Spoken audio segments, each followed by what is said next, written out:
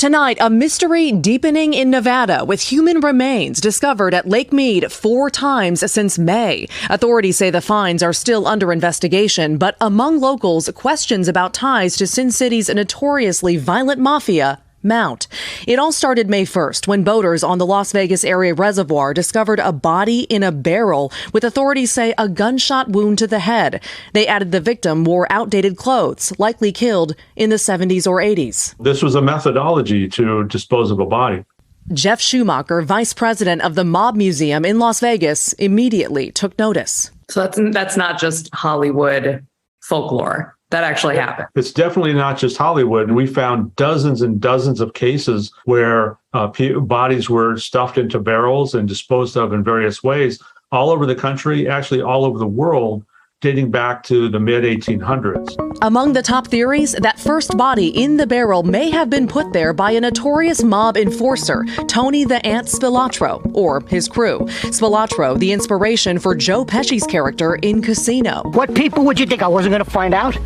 Spilatro moved to Las Vegas in the early 70s, heading the so-called hole-in-the-wall gang. The FBI, Schumacher says, traced 25 murders to Spilatro during the 70s and 80s. A violent chapter of America's past with a potential new layer lurking beneath a lake's surface. I don't think very many people ever thought about dredging Lake Mead to look for mob victims. It just wasn't something that came up until this barrel was discovered. Less than a week after that first find, on May 7th, another barrel, another body. This time on the shoreline. Police have yet to make the mob connection.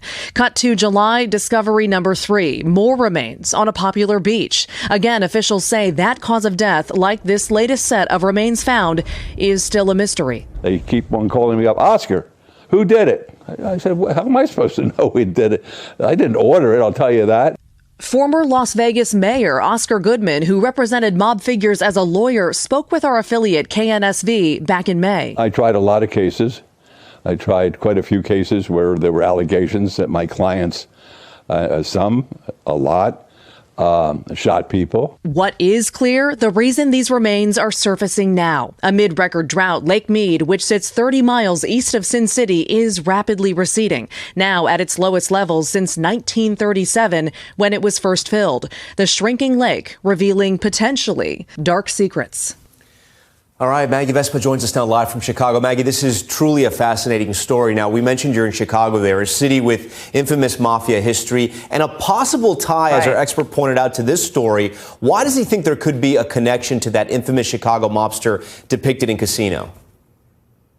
Right. Well, because basically during the 70s and 80s, the mob was everywhere. I mean, yes, Chicago has a history, Vegas has a history, but it was in several cities across the country, and they were all interconnected. And this might shock you, but Schumacher basically said that mobsters and lead mobsters in Chicago had a strong interest in developing ties with Las Vegas casinos. So that's obviously one theory there. He also has a theory, by the way, as to who the victim in that first barrel might be, including a hotel manager who had mafia ties, also had a boat on Lake Mead and went missing at the time. But there are several theories out there as to who these different people are, and you can bet a lot of people will be watching to see the identities of these victims who are now turning up.